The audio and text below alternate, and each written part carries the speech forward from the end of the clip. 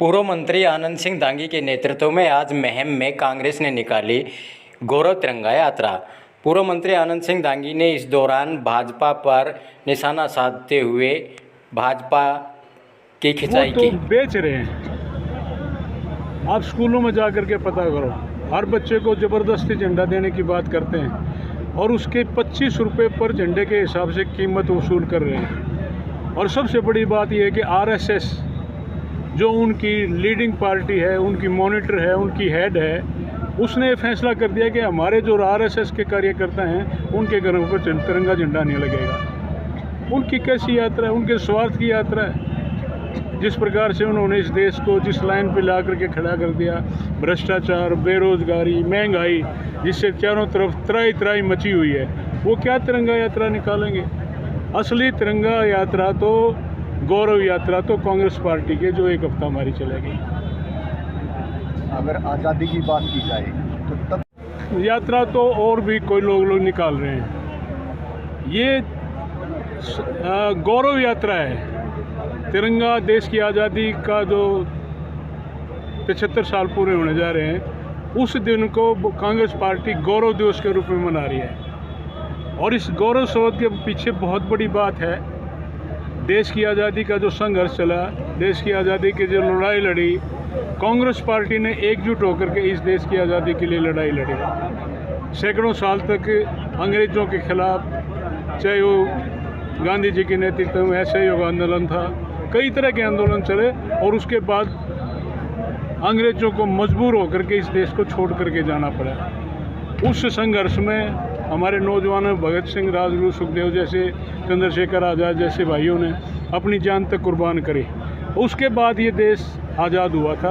वो उस आज़ादी के आज 75 साल होने जा रहे हैं। उस उपलक्ष्य में गौरव यात्रा, गौरव है हमें इस बात के ऊपर कि हमारे पूर्वजों ने, हमारे नेताओं ने इस देश की आज़ादी के लिए लड़ाई लड़ी।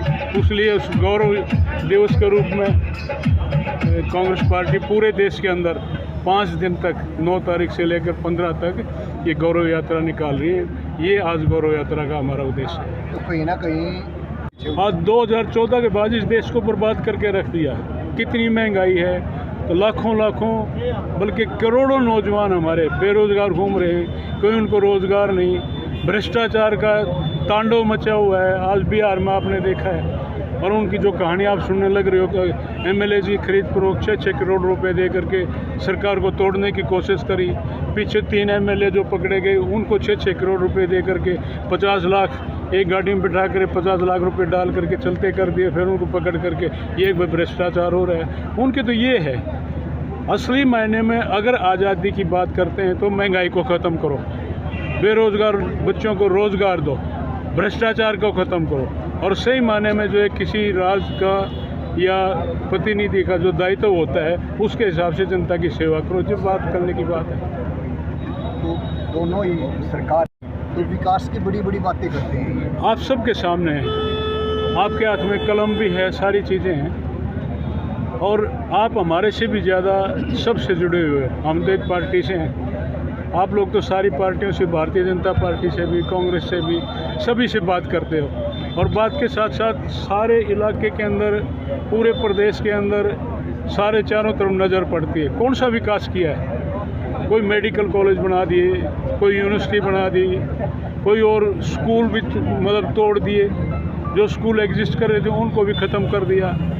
तो विकास किस बात का? बेरोज़गारी का इतना आलम है जिसके बच्चे रोज़ाना बल्कि क्राइम बढ़ने लग रहा है।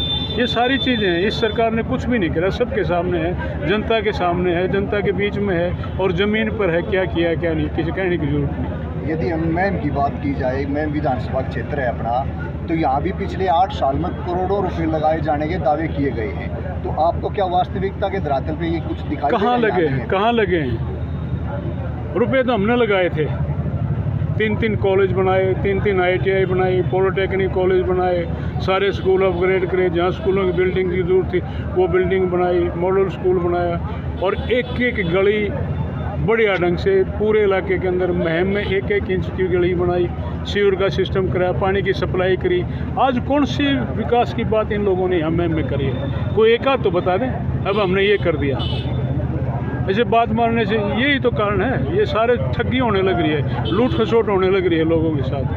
पहले कांग्रेस के राज में रोज़गार की जहाँ तक बात मैं कह सकता हूँ, बच्चे इंटरव्यू दिया करते थे, लिस्ट निकला करती थी, उस लिस्ट में ये देखा करते कि भाई कोई रह तो नहीं गया। और आज ये आलम है कि लिस्ट निकलती है, ये देखते हैं भाई किसी का होया कि नहीं होया। यह सबसे बड़ी बात है। और जो किसी का सिलेक्शन हो जाता है, सारे केसों में उलझे पड़े हैं, किसी का कोई वो नहीं। बहुत बुरा हाल है। यदि स्थानीय विधायक मुद्दे उठाता हूँ, लेकिन धरातल पे कहीं दिखाई नहीं दे रहे। फोटो खिंचवाने की बात है। आज सारा इलाका बारिश के पानी से त्राई त्राई कर रहा है, किसानों का चौपट हुआ पड़ा है मामला। जाता है किसी गांव में, पेंट समाई, फोटो खिंचवा, अखबार में दे दिया। टेलीफोन मेरे पास आते हैं लोग, जी मोटर लगवा दो, जी ये करवा दो, वो करवा दो। कहीं एक गांव में जा कर के कोई किसी प्रकार का काम करने की बात करी है? पैसे के बल पर ठगी करने की बात करते हैं लोग। लोगों की बात जो है, जो वास्तव में जो लोगों की बात है, जो करने की है, उससे बहुत दूर की बात है। जो इलाके के लोग हैं, आप उनको क्या संदेश देना चाहेंगे? भाई किस तरह से लोगों से बचा जाए? मैं यही कहना चाहता हूँ कि बहुत लंबा समय हो गया है देखते हुए। ये 3 साल भी देख लिए, 8 साल पूरी सरकार के देख लिए ना। महेंद्र एक मिनट, सब कुछ देख लिया। जो आपके राज में जो कुछ हुआ करता था, एक बार मुंह से निकालने की ज़रूरत थी, काम हो जाया करता था। चाहे पानी की बात थी, बिजली की बात थी, बच्चों के रोज़गार की बात थी, कानून व्यवस्था की बात थी, सब तरह से सारी चीज़ कंट्रोल थी। आज कोई संभालने वाला ही नहीं है। इतना बुरा हाल है। मैं तो यही कहना चाहता हूँ कि आज हमें संगठित होकर के एक आवाज़ उठाने की ज़रूरत है। निस्वार्थ भावना से कहता हूँ मैं कि आवाज़ उठाने की ज़रूरत है, एकजुट होकर के अपनी बात करने की ज़रूरत है, ताकि जो मूलभूत समस्याएं हमारे सामने खड़ी हैं, इनका समाधान किसी तरह से हो जाए। जिस तरह से लोग आज लगातार कांग्रेस पार्टी से जुड़ रहे हैं, उसमें पूर्व विधायक भी हैं, सांसद भी हैं, तो क्या आने वाला क्या भविष्य देखते हैं आप कांग्रेस के लिए हरियाणा में? यही आप देख लो, जब जुड़ने लग रहे हैं, कार्यकर्ता जुड़ रहे हैं, XMLAs लीडर जुड़ने लग रहे हैं, इसका मतलब ये है कि कांग्रेस पार्टी में कुछ नज़र आता है। और जो प्रेजेंट सरकार है वो पूर्ण रूप से विफल है। कहीं जनहित का कार्य कोई नहीं किसी प्रकार का करने लग रहे हैं। जनता को काम चाहिए भाई साहब, जनता को काम चाहिए, रोज़गार चाहिए, सुख शांति चाहिए, अमन चैन चाहिए और डेवलपमेंट के काम चाहिए। किसान को पानी चाहिए, पानी का बुरा हाल है। अब पानी आ गया तो निकलता नहीं, जब पानी की जरूरत आता नहीं। दोनों बात हैं, दोनों बातों ने दुखी कर रखा है, सारा खराब कर रखा है। कोई संभालने वाला कुलदीप बिश्नोई कांग्रेस छोड़ गया सर, क्या कहेंगे? कोई बात नहीं, अच्छी बात है। छोड़ गया तो छोड़ गया, कौन आदमी कहाँ जाता है जाने दो। लेकिन भाजपा कह रही है काफ़ी फायदा होगा उससे। हाँ, कर ले लेंगे, भाजपा ले लेगी फ़ायदा। जिस आदमी का कोई ठिकाना ही नहीं है, इमेच्योर आदमी है। 6 साल पहले कांग्रेस में आया था और जो भारतीय जनता पार्टी के बारे में क्या बोला था, आपके इसमें भी होगा वो, जो भाषा उसने बोली है, और फिर वहीं पर जा कर के लग गया। ऐसे लोगों का कुछ नहीं होता।